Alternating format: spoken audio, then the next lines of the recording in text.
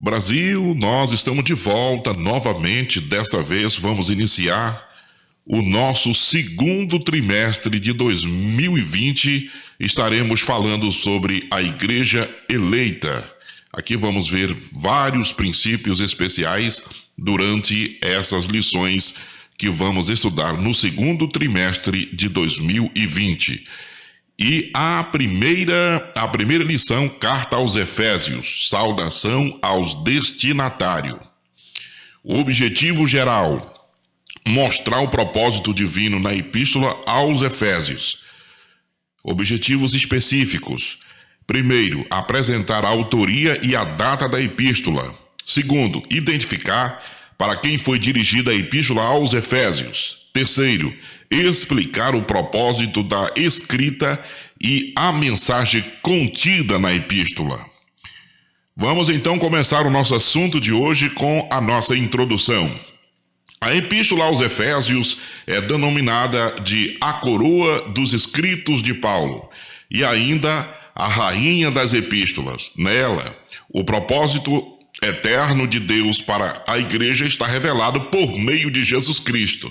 Nesta lição, estudaremos os aspectos introdutórios e as principais abordagens doutrinárias da epístola. Durante esse estudo, o conteúdo da epístola deve nos levar à adoração a Deus e o aperfeiçoamento de nossa vida cristã.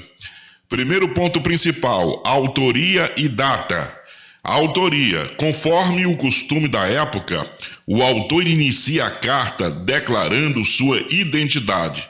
A Bíblia diz, Paulo, apóstolo de Jesus Cristo, capítulo 1, verso 1. O livro de Atos menciona que ele se chamava Saulo, nome hebraico, mas que também era conhecido como Paulo. Em hebraico, Saulo significa solicitado, provavelmente uma mensagem a Saul, o primeiro rei de Israel que pertencia à mesma tribo do apóstolo. Já Paulo significa pequeno, era o nome romano. Vamos ver agora a segunda parte, o segundo tópico da primeira parte principal é a assinatura apostólica.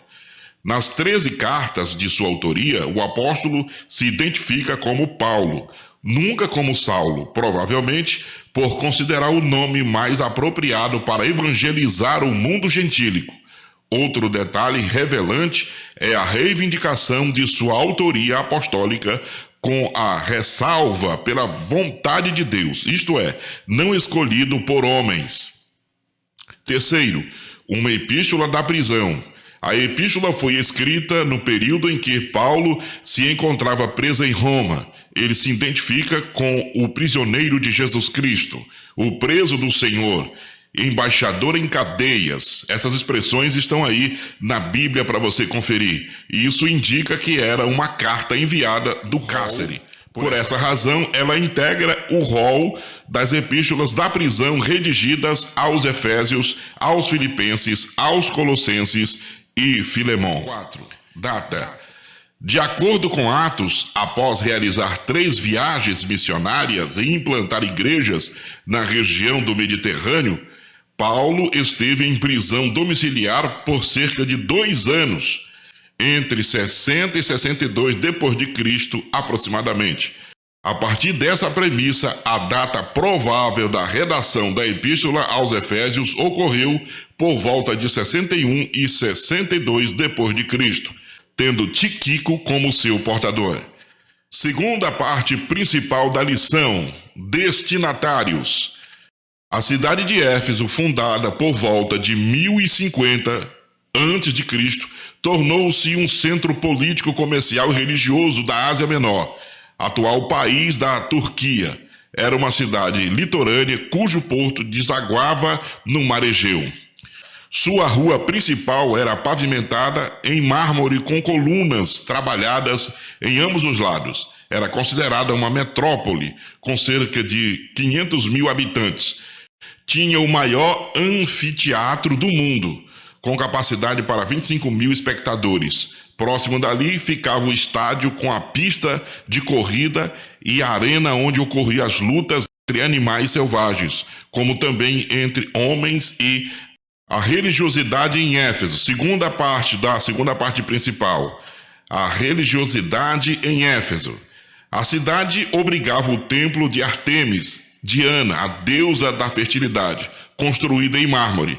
A economia da cidade dependia dos milhares de turistas que a visitavam. Sua maior fonte de renda era o comércio de nichos de prata vendidos no templo, razão pelo qual seus moradores ficaram alarmados com a pregação de Paulo contra a idolatria.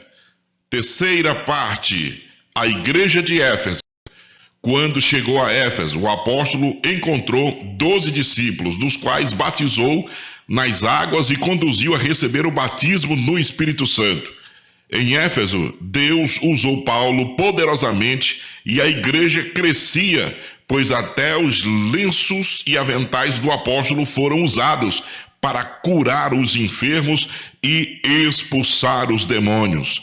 Grandes líderes da igreja também passaram por Éfeso. Apoio ministrou ali e foi instruído por Priscila e Áquila. Timóteo também foi designado para pastorear na cidade. E segundo Irineu, bispo grego do primeiro século, o apóstolo João também liderou a igreja em Éfeso.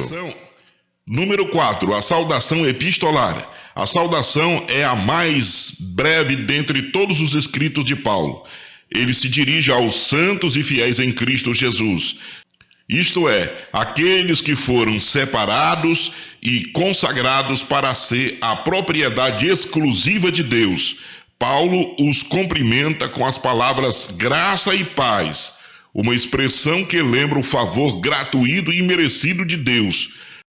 Quanto aos destinatários, a maioria dos intérpretes considera que a epístola era uma carta circular destinada aos cristãos de maioria gentílica das muitas igrejas da Ásia, provenientes de Éfeso, a metrópole mais importante daquela região.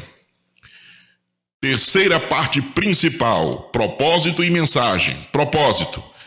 Aparentemente a epístola não aborda nenhum problema específico como em outras de Paulo. Porém, nos capítulos iniciais da carta, percebemos algumas ênfases que sinalizam a solução de certas questões. Por exemplo, havia novos convertidos que vinham do mundo helênico e praticavam religiões de mistérios e magia, mas que agora se reunia com os santos de Éfeso. O passado daqueles cristãos era marcado pela imoralidade e bebedeiras, mas uma vez salvos pela graça, eles deveriam adotar um novo estilo de vida em Cristo Jesus. Número 2, a mensagem. A mensagem de Éfeso gira em torno de duas temáticas: Jesus Cristo, a cabeça, a igreja, o corpo. Assim podemos classificar os desdobramentos desses assuntos nos seguintes eixos temáticos. Vamos ver. A consumação do plano eterno de Deus na pessoa de Jesus Cristo. Segundo, a atuação do Espírito Santo como penhor da experiência de salvação. 3. A reconciliação dos povos por intermédio da cruz de Cristo. Revelação do mistério. A reconciliação.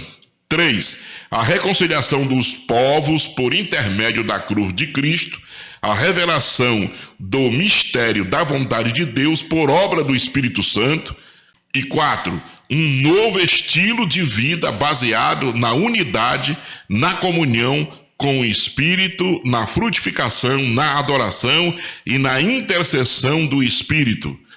Os novos relacionamentos conjugais e a luta contra o diabo. Portanto, a epístola contém uma combinação de doutrina, fé e prática da vida cristã, ou seja, de tudo quanto Deus fez e do que se espera que ela faça. Para concluir o nosso assunto de hoje, a epístola revela um elaborado resumo da salvação e suas implicações para a vida cristã. Seu conteúdo recorda o favor imerecido que recebemos gratuitamente da parte de Deus. Suas exortações nos impelem a viver em santidade e alicerçados em Cristo, a cabeça da igreja, a batalhar contra as forças das trevas. Que Deus abençoe a sua vida. Aqui está a nossa mensagem de hoje. Não se esqueça de se inscrever no canal, compartilhar o vídeo, fazer um comentário no vídeo. Que Deus abençoe e até o próximo vídeo, Deus querendo, em nome de Jesus.